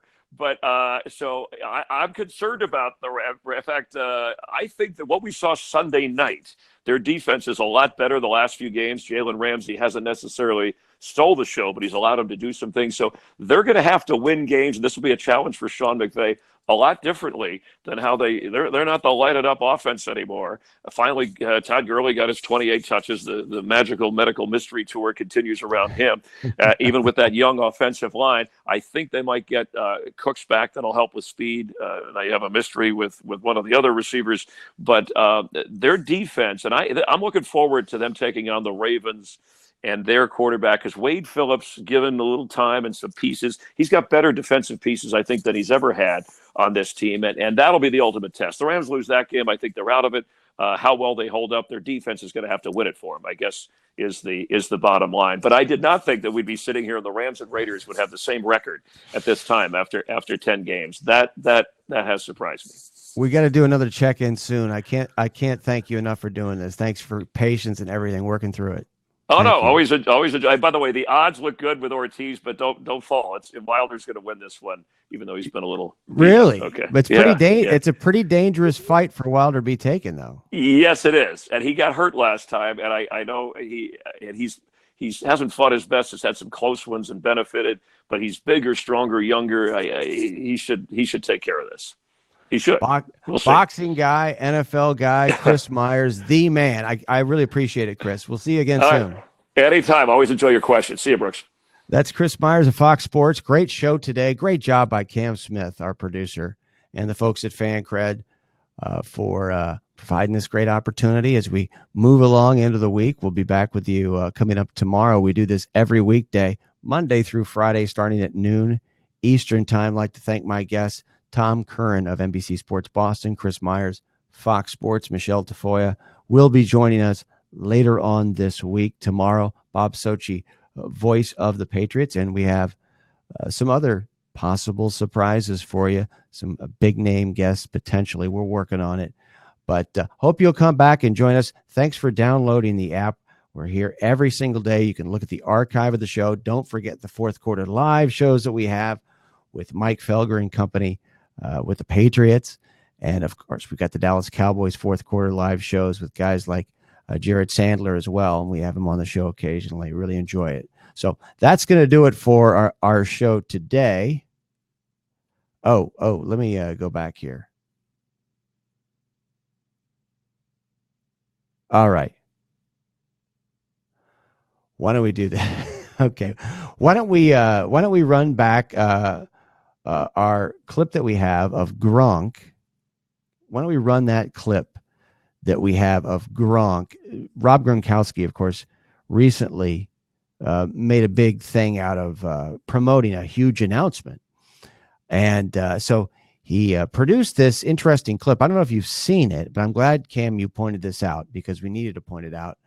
I want you to watch this clip. And if you think that there's a hint in there that there may be an indication that he might come back this year. So go ahead and play that clip, Cam.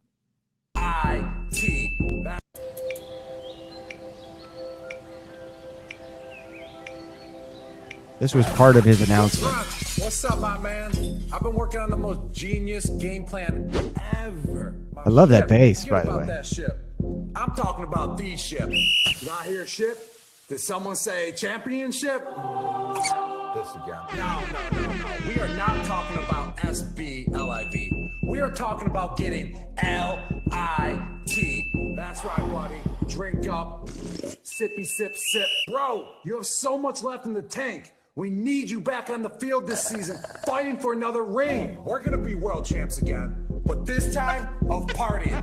It's going to be the biggest rager Miami has ever seen. What about the dent on the trophy, Gronk? This is a bad game plan, bro. You're still in the prime of your partying career. Listen, this isn't just some club event. This is a festival centered around you, featuring your favorite artists, amazing food, killer cocktails, Polynesian beach performers, and I even got the Win in Vegas to pop up an Encore Beach Club VIP section. And we'll call it Grand Beach. Relax, buddy. Woo! Dancing, bikinis, partying. You belong back on the field, blocking, scoring, spiking with elite talent. Don't worry, I already booked the best talent in the game. That's not what I... Wait, the lineup is already booked? Who are we talking? You ever hear of Cascade, Diplo, Rick Ross, Flo Rida, DJ Carnage, and my boy Blau. He knows me well. Okay. Maybe we call an audible, but just for this year.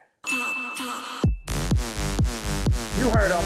We're taking our talents to South Beach, now named Grand Beach. It's going to be the wildest big game weekend party ever, hands down. Can't wait.